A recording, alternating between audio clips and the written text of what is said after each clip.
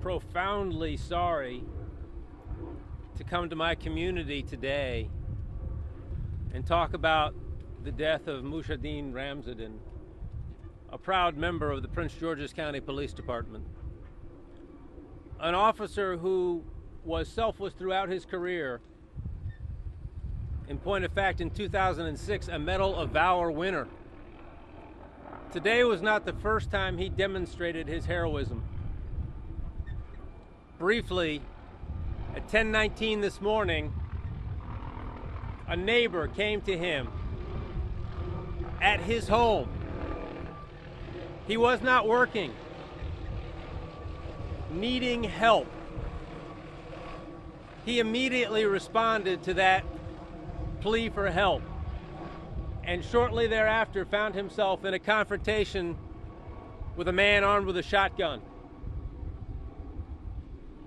Cold, callous,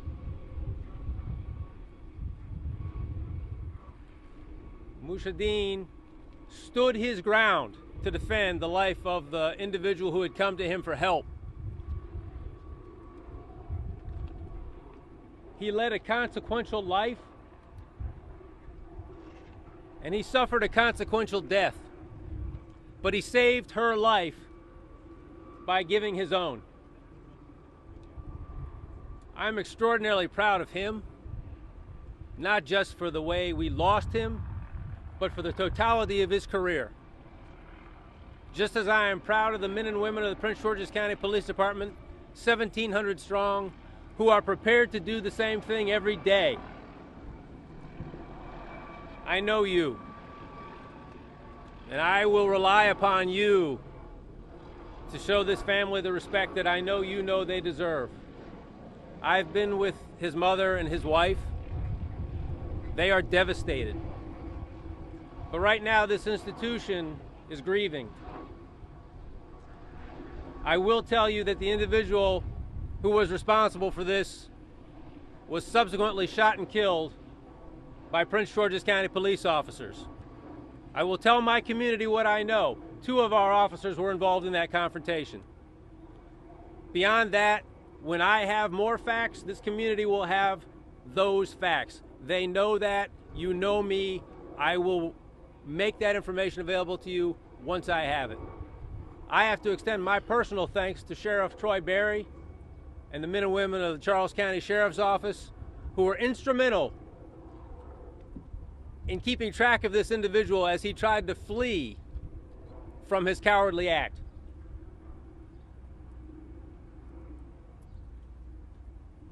Beyond that, it's another sad day in America.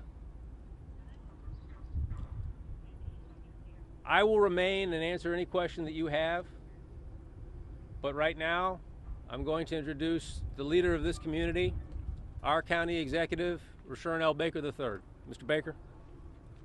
Thank you, Chief. On behalf of all of Prince George's County, our prayers and condolences go out to Mushadeen's wife, mother, and family. I know I speak on behalf of everyone in Prince George's County and this state that, you know, this is a gentleman who lived his life giving to others, giving service. As the chief said, he was home, he was off duty. He didn't have to answer the door, he didn't have to walk out that door. But he knew, just like the men and women who stand behind us and who are out there serving the day, that their badge doesn't come off at night. It's 24 hours, and they run to service. And so this is a sad day for us in Prince George's County. We're gonna grieve the loss of this talented young man, but it's also a proud day for us in Prince George's County because he's an example of the men and women who put on the uniform each and every day and go out there and serve. That's the caliber of the quality that we have in this county, and that's what I'm proud of. When we talked to some of the men and women earlier today, I told them what I hope that they would tell their families, that I love them, that we as a community love them, and we as a state love them. And I want them to tell their family that.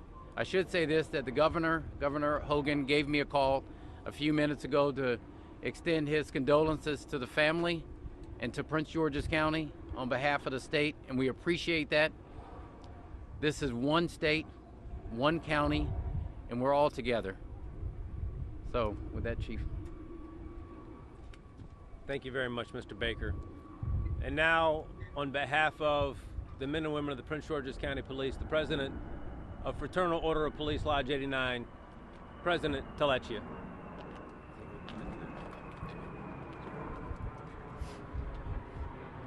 The question is often raised, what makes a police officer different? Why are police officers special? It's on display for you here today. What makes police officers special? Officer Ramsden, a father, a son, a husband, a peacekeeper. Not a peacekeeper in a far-off land, a peacekeeper who lives in his community and serves his community. And he's on his day off. And his community needed him. Somebody in the community needed him, knew he was a police officer, and sought him for help and assistance. And he instantly, without hesitation, assisted another community member and saved a life. We absolutely mourn the fact that his life was taken in this senseless act. But we thank God for officers like Officer Ramsden, a police officer, a former United States Marine, defended his country, and proudly today defended his community. We thank the Charles County Sheriff's Office, as Chief Stawinski said, and also the Prince George's County Sheriff's Office.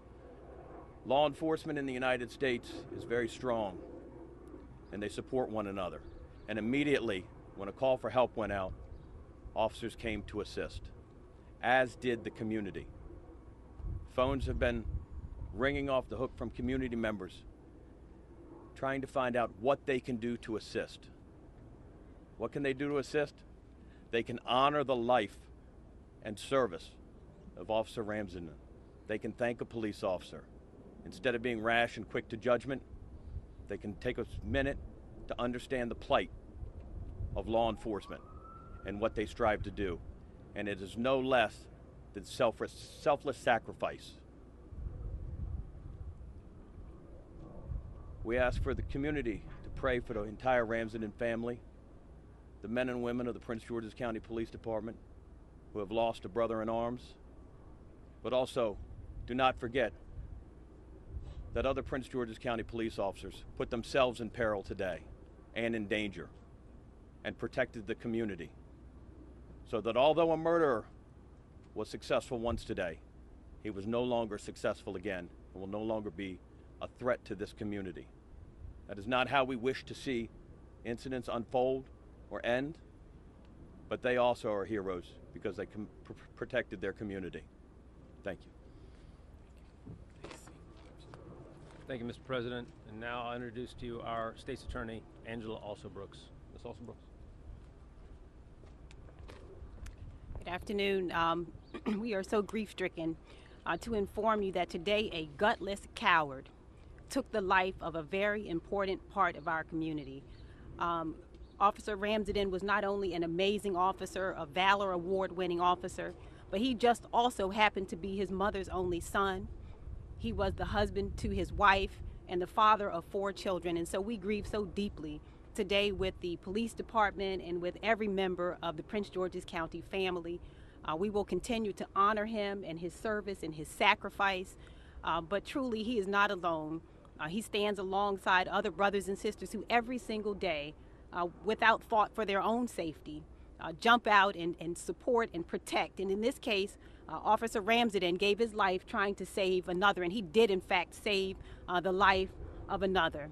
And so we will honor him. We ask for your continued prayers for Officer Ramsden, his wife, his mother, his children, but we ask also that you will continue to pray for every single one of the members of this police department and law enforcement in general, who every day when they leave their homes, and he was in his home in a place where he should have been safe, and came out to save a neighbor and died in his own community. So we'll remember him, but we thank you for being here and ask for your thoughts and prayers, and ask also that we renew our commitment to ending domestic violence. That was what the call was today, And again, without a thought for his own safety, he jumped in front of danger and gave his life in a case that really we just have to renew our commitment to end domestic violence in our community. Thank you. Chief, I can just do this before I turn back over to Chief. I do want to give a special thank you to Chief Barksdale and the men and women of the fire and EMS. They were right on the scene, but more importantly, when the family needed the most and grieving, they were right there. So I do want to say to them, thank you. All of public safety has gathered their arms around the family, and we appreciate that. Chief. Mr. Baker, thank you. I again want to echo the county executive, thank Chief Barksdale, thank Sheriff High. And they're too numerous to name, but all of my peers leading institutions throughout the region and frankly at this point the country have reached out to me. My thanks to them. With that, I will answer your questions. Chief, can you talk about previous calls to service? Neighbors had mentioned barricades. Have you been able to decipher all of that yet? Okay, in keeping with my commitment to the community to bring information timely, I don't have comprehensive details. What I can say is that there does appear to be a history of domestic incidents, and they span multiple jurisdictions. Once we've aggregated all that information, we'll be providing that to you through Ms. Donnellan and her team. Chief, can you provide a little more information about what happened with the suspect after he left? Our understanding is that he may have swapped vehicles and taken another vehicle. Can you describe if that's the case? So what I will say is the details of that will be available. Right now, it is sufficient to understand that he fled in a vehicle, that he left Prince George's County, traveled into Charles County. Our peers in Charles County were completely aware of the situation. They deserve tremendous credit for not allowing him to elude sight. They brought this to our attention as they came back into Prince George's County, where we together intervened. And as I said before, the offender lost his life in a confrontation with two of my officers. Chief, based on this suspect's past history, I know you're still working through it. Was this a man who legally should have been in possession of a firearm? So I want to thank my good friends at the ATF. We're conducting a search warrant. We're going to be doing all of that investigative work. Obviously, we're just a few hours into this. Preliminarily, I have cause to believe he should not have had a firearm based on that history that I spoke about that spans multiple jurisdictions. But rest assured that when I have those details, you will as well. Chief, can you speak a bit about the officer's history with the department, where he was working, now the work that he's done in the past, and who he is to the department? Well, as I said, he's a Medal of Valor winner. That's a very small group of individuals who have demonstrated valor to the highest level and did it again today. He was currently assigned to our National Harbor Team through Special Operations and had proudly served us for many years. Again, we grieve the loss of what Mr. Baker described as an extraordinarily talented gentleman, a husband, a son, like myself, an only child and a father. How long have you been on the force? My understanding is that he's been with us for 13 years. Any other questions? Would you be able to give a spelling of his name? I'll provide all of that Thanks. and all of those details to you as well. And will you be naming the suspect? Has that been We have not done that yet. But we will, again, and you can look for that information to come through MRD. You will please forgive me. I'm going to be accompanying Mushadeen through the process of taking him to the medical examiners and then the funerary details to follow. I will say this, and I, again, appreciate my community and the respect that they have for this institution.